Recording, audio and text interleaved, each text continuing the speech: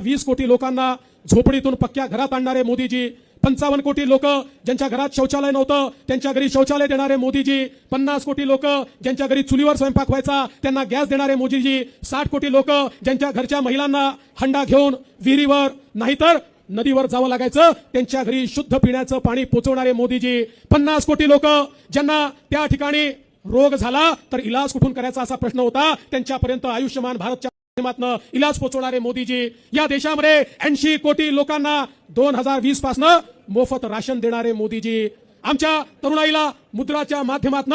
त्या ठिकाणी बिना तारण आणि बिना गॅरंटीचं लोन देणारे मोदीजी,